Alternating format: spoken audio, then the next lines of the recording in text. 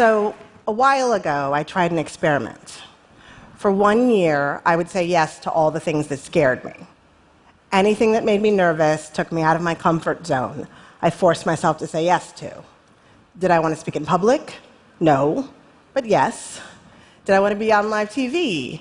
No, but yes. Did I want to try acting? No, but yes, yes, yes. And a crazy thing happened. The very act of doing the thing that scared me undid the fear, made it not scary. My fear of public speaking, my social anxiety, poof, gone. It's amazing the power of one word. Yes changed my life. Yes changed me. But there was one particular yes that affected my life in the most profound way, in a way I never imagined. And it started with a question from my toddler. I have these 3 amazing daughters, Harper, Beckett, and Emerson. And Emerson's a toddler who inexplicably refers to everyone as honey, as though she's a Southern waitress. Honey, I'm gonna need some milk from my sippy cup. The Southern waitress asked me to play with her one evening when I was on my way somewhere, and I said yes. And that yes was the beginning of a new way of life for my family. I made a vow that from now on, every time one of my children asks me to play, no matter what I'm doing or where I'm going, I say yes, every single time. Almost. I'm not perfect at it, but I try hard to practice it. And it's had a magical effect on me, on my children, on our family. But it's also had a stunning side effect. And it wasn't until recently that I fully understood it, that I understood that saying yes to playing with my children likely saved my career. See, I have what most people would call a dream job. I'm a writer, I imagine, I make stuff up for a living. Dream job. No, I'm a titan. Dream job. I create television, I executive produce television, I make television, a great deal of television. In one way or another, this TV season, I'm responsible for bringing about 70 hours of programming to the world. 4 television programs, 70 hours of TV, 3 shows in production at a time, sometimes 4. Each show creates hundreds of jobs that didn't exist before. The budget for one episode of network television can be anywhere from $3 to $6 million, let's just say 5. A new episode made every 9 days times 4 shows, so every 9 days, that's $20 million worth of television. 4 television programs, 70 hours of TV, 3 shows in production at a time, sometimes 4, 16 episodes going on at all times. 24 episodes of Grace, 21 episodes of Scandal, 15 episodes of How to Get Away with Murder, 10 episodes of The Catch. That's 70 hours of TV, that's $350 million for a season. In America, my television shows air back to back to back on Thursday night. Around the world, my shows air 256 territories in 67 languages for an audience of 30 million people. My brain is global. And 45 hours of that 70 hours of TV are shows I personally created and not just produced. So on top of everything else, I need to find time, real, quiet, creative time, to gather my fans around the campfire and tell my stories. 4 television programs, 70 hours of TV, 3 shows in production at a time, sometimes 4, $350 million, campfires burning all over the world. You know who else is doing that? Nobody. So, like I said, I'm a titan. Dream job. Now, I don't tell you this to impress you. I tell you this because I know what you think of when you hear the word writer. I tell you this so that all of you out there who work so hard, whether you run a company or a country or a classroom or a store or a home, take me seriously when I talk about working. So you'll get that I don't peck at a computer and imagine all day. So you'll hear me when I say that I understand that a dream job is not about dreaming. It's all job, all work, all reality, all blood, all sweat, no tears. I work a lot, very hard, and I love it. When I am hard at work, when I am deep in it, there is no other feeling. For me, my work is at all times building a nation out of thin air. It is manning the troops. It is painting a canvas. It is hitting every high note. It is running a marathon. It is being Beyoncé. And it is all of those things at the same time. I love working. It is creative and mechanical and exhausting and exhilarating and hilarious and disturbing and clinical and maternal and cruel and judicious. And what makes it all so good is the hum. There is some kind of shift inside me when the work gets good. A hum begins in my brain, and it grows, and it grows, and that hum sounds like the open road, and I could drive it forever. And a lot of people, when I try to explain the hum, They assume that I'm talking about the writing, that my writing brings me joy. And don't get me wrong, it does. But the hum, it wasn't until I started making television that I started working and making and building and creating and collaborating, that I discovered this thing, this buzz, this rush, this hum. The hum is more than writing. The hum is action and activity. The hum is a drug. The hum is music. The hum is light and air. The hum is God's whisper right in my ear. And when you have a hum like that, you can't help but strive for greatness. That feeling, you can't help but strive for greatness at any cost. That's called the hum. Or maybe it's called being a workaholic. Maybe it's called genius. Maybe it's called ego. Maybe it's just fear of failure. I don't know. I just know that I'm not built for failure, and I just know that I love the hum. I just know that I want to tell you I'm a Titan, and I know that I don't want to question it. But here's the thing. The more successful I become, the more shows, the more episodes, the more barriers broken, the more work there is to do. The more balls in the air, the more eyes on me, the more history stares, the more expectations there are. The more I work to be successful, the more I need to work. And what did I say about work? I love working, right? The nation I'm building, the marathon I'm running, the troops, the canvas, the high note, the hum, the hum, the hum. I like that hum. I love that hum. I need that hum. I am that hum. Am I nothing but that hum? And then the hum stopped. Overworked, overused, overdone, burned out. The hum stopped. Now, my 3 daughters are used to the truth that their mother is a single working Titan. Harper tells people, my mom won't be there, but you can text my nanny. And Emerson says, honey, I'm wanting to go to Shondaland. They're children of a Titan. They're baby Titans. They were 12, 3, and 1 when the hum stopped. The hum of the engine died. I stopped loving work. I couldn't restart the engine. The hum would not come back. My hum was broken. I was doing the same things I always did, all the same Titan work. 15-hour days, working straight through the weekends, no regrets, never surrender. A Titan never sleeps, a Titan never quits, full hearts, clear eyes, yada, whatever. But there was no hum. Inside me was silence. 4 television programs, 70 hours of TV, 3 shows in production at a time, sometimes 4. 4 television programs, 70 hours of TV, 3 shows in production at a time, sometimes 4. I was the perfect Titan. I was a Titan you could take home to your mother. All the colors were the same, and I was no longer having any fun. And it was my life. It was all I did. I was the hum, and the hum was me. So what do you do when the thing you do, the work you love, starts to taste like dust? Now, I know somebody's out there thinking, cry me a river, stupid writer Titan lady. But you know, you do.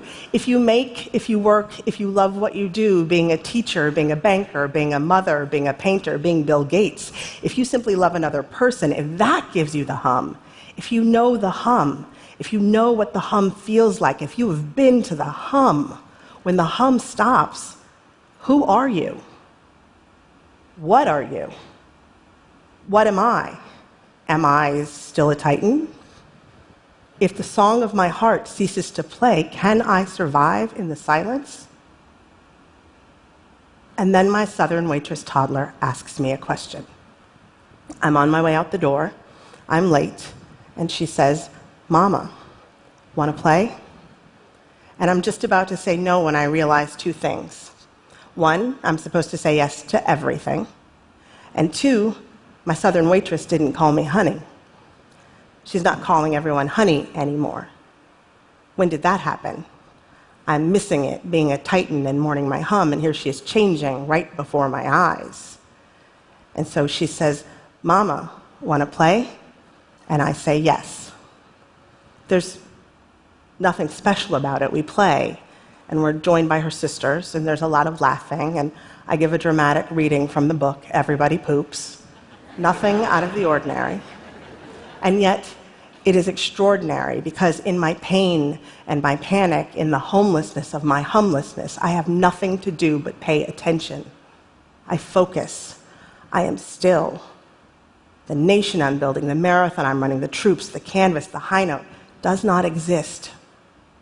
All that exists are sticky fingers and gooey kisses and tiny voices and crayons and that song about letting go of whatever it is that frozen girl needs to let go of. It's all peace and simplicity. The air is so rare in this place for me that I can barely breathe. I can barely believe I'm breathing. Play is the opposite of work. And I am happy. Something in me loosens, a door in my brain swings open, and a rush of energy comes. And it's not instantaneous, but it happens. It does happen. I feel it. A hum creeps back. Not at full volume, barely there. It's quiet, and I have to stay very still to hear it, but it is there. Not the hum, but a hum. And now I feel like I know a very magical secret. Well, let's not get carried away. It's just love. That's all it is. No magic, no secret. It's just love. It's just something we forgot. The hum, the work hum, the hum of the Titan, that's just a replacement. If I have to ask you who I am, if I have to tell you who I am, if I describe myself in terms of shows and hours of television and how globally badass my brain is, I have forgotten what the real hum is. The hum is not power, and the hum is not work specific. The hum is joy specific. The real hum is love specific. The hum is the electricity that comes from being excited by life. The real hum is confidence and peace.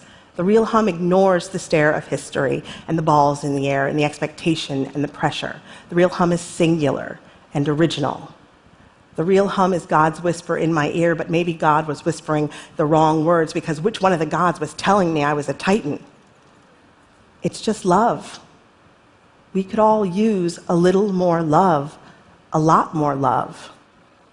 Anytime my child asks me to play, I will say yes. I make it a firm rule for one reason, to give myself permission to free me from all of my workaholic guilt. It's a law, so I don't have a choice. And I don't have a choice, not if I want to feel the hum. I wish it were that easy, but I'm not good at playing. I don't like it. I'm not interested in doing it the way I am interested in doing work. The truth is incredibly humbling and humiliating to face. I don't like playing. I work all the time because I like working. I like working more than I like being at home. Facing that fact is incredibly difficult to handle. Because what kind of person likes working more than being at home?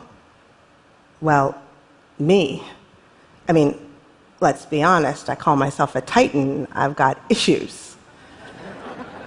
And one of those issues isn't that I am too relaxed. We run around the yard, up and back and up and back. We have 30-second dance parties. We sing show tunes. We play with balls.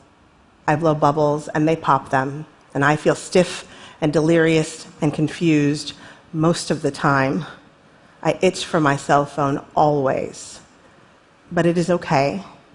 My tiny humans show me how to live, and the hum of the universe fills me up. I play, and I play until I begin to wonder why we ever stopped playing in the first place. You can do it too. Say yes every time your child asks you to play. Are you thinking maybe that I'm an idiot in diamond shoes? You're right. But you can still do this. You have time. You know why? Because you're not Rihanna and you're not a Muppet. Your child does not think you're that interesting. You only need 15 minutes. My 2- and 4-year-old only ever want to play with me for about 15 minutes or so before they think to themselves they want to do something else. It's an amazing 15 minutes, but it's 15 minutes. If I'm not a ladybug or a piece of candy, I'm invisible after 15 minutes. And my 13-year-old, if I can get a 13-year-old to talk to me for 15 minutes, I'm parent of the year. 15 minutes is all you need. I can totally pull off 15 minutes of uninterrupted time on my worst day. Uninterrupted is the key. No cell phone, no laundry, no anything. You have a busy life, you have to get dinner on the table, you have to force them to bathe, but you can do 15 minutes. My kids are my happy place, they're my world, but it doesn't have to be your kids. The fuel that feeds your hum, the place where life feels more good than not good. It's not about playing with your kids. It's about joy. It's about playing in general. Give yourself the 15 minutes. Find what makes you feel good. Just figure it out and play in that arena. I'm not perfect at it. In fact, I fail as often as I succeed. Seeing friends, reading books, staring into space.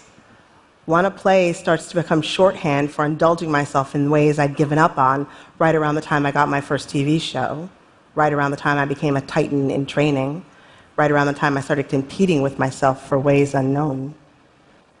15 minutes, what could be wrong with giving myself my full attention for 15 minutes? Turns out, nothing. The very act of not working has made it possible for the hum to return, as if the hum's engine could only refuel while I was away. Work doesn't work without play.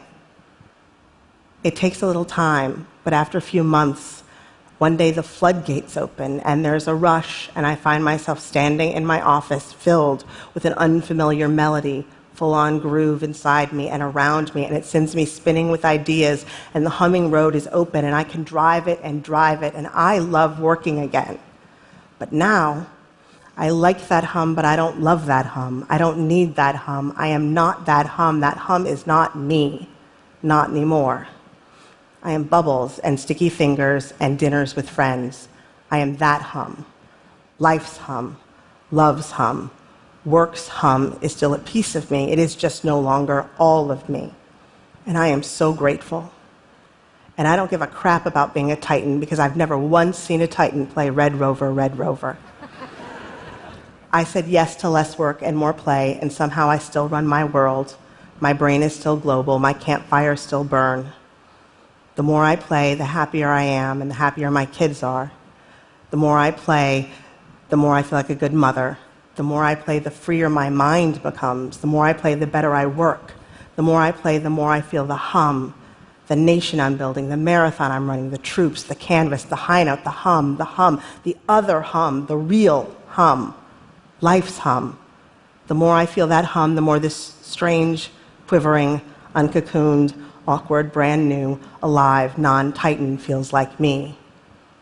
The more I feel that hum, the more I know who I am. I'm a writer. I make stuff up. I imagine.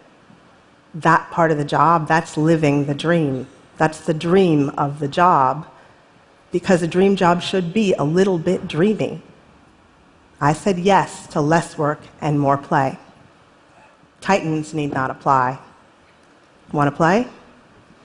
Thank you.